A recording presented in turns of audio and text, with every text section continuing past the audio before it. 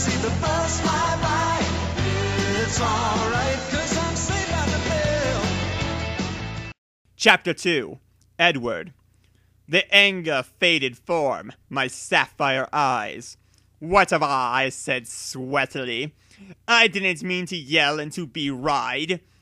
"Thou art too beautiful for that," he said, and for once I didn't feel like cock-dropping the guy for paying me a compliment. Instead, I just smiled.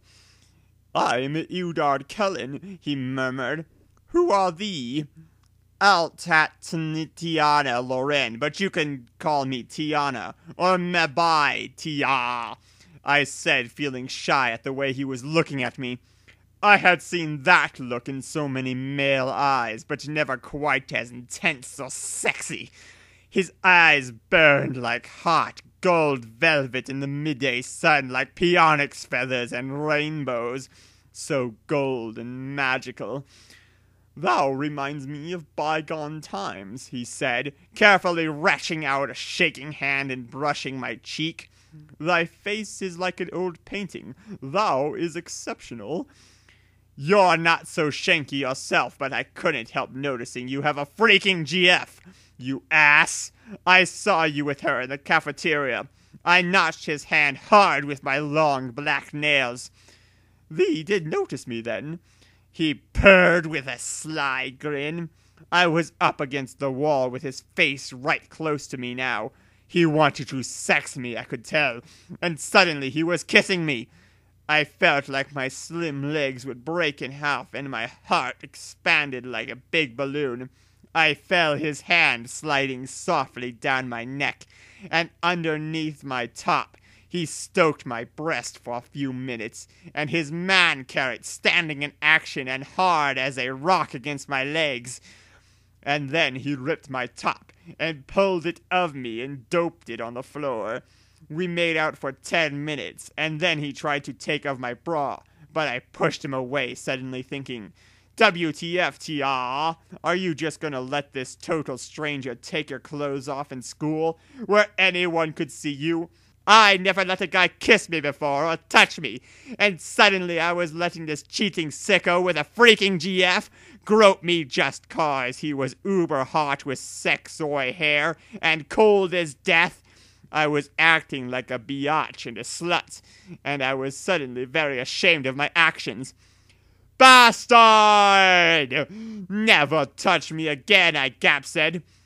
"If thou thinks thou can keep thou hands of me," he answered all smug, and I couldn't believe how he had made me feel so angry and so aroused at the same time. At that moment, I've never hated any boy more in my whole life. And the worst part of it was he was so freaking hot. I was totally creaming my panties, and he knew it. This was horrible. I felt disgust with myself and turned to leave. "Wait, I need to speak to thee. I know your secret, Tia," he said in a quiet voice, gazing into my eyes. "You're one of my kind. Who made thee? Are you part of a coven or on thou own?" "What is?" I said sharply. "Dude, you're insane. And you freaking smell!" He didn't really smell, but I didn't know what else to say. "Thy a vampire, Tia. A vampire. But why can't I read thou mind? I thought Bella was the only one, but here thou are. What does this all mean?" He punched the wall with his buckly fist and shouted, suddenly furious, and his eyes flickered red. I slapped him hard across the face and tried to leave, but he caught my waist. And as I struggled and tried to hit him again, he caught my hand in mid-air and hammed me against the wall, where his hand had already made a huge dent in the wall. His face was blunt and right heavy in mine.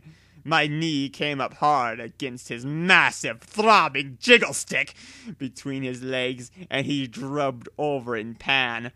I broke free and goaded my books and started rugging away to math, but Edward Hand finished with me. "Tia, no!" no, he screamed after me, tearing his shrit of himself in fury and throwing it over my eyes. I lost my sight and was behind me, breathing into my ears. "I'm sorry, Tia," he whimpered sadly, picking me up off the floor and gazing mutely into my eyes. "I didn't mean to rut thee. I'm so contemptuous. I apologize, this is just so weird." "You're so freaking weird, you mean," I snaped whitely as he lay on the floor so hot and crying with his shirt off, with his pimpling body. I wanted to forgive him for calling me a vampire. Vampire, I've heard that one before from preppy losers asking if I sleep in a coffin and suck blood like Letsat. Just cause I like eyeliner and listen to Linkin Park. And making fun of me, trying to force me against the wall and maybe plunder my crevices. But I didn't. I left him crying on the floor and went to find my class. As I entered math class, I suddenly dropped my box again, as a flashing pain burned in my left hand as my birthmark glinted gold for a second. No joke. Then I fell over. This shit reminds me of Harry Potter again. The pain was suddenly gone, and some weirdo blonde freak called Eric was helping me up and staring at me like a pervo rapist. I kicked him in the shoulder, kung fu baby, and he gazed longingly after me. In his freaking dreams, I sat at the back of the class, unable to think about anything but my weird encounter with Edward Cullen, wondering what it could mean. Author's note. What do you think, please, R&R? Big shout out to my friend Abigail. Good luck for tomorrow. Did you see I put the man carrot thing in? LMAO. Also, love to Tiffy and Ratch and Zackababy, of course. Love you guys so much. Becky Mac.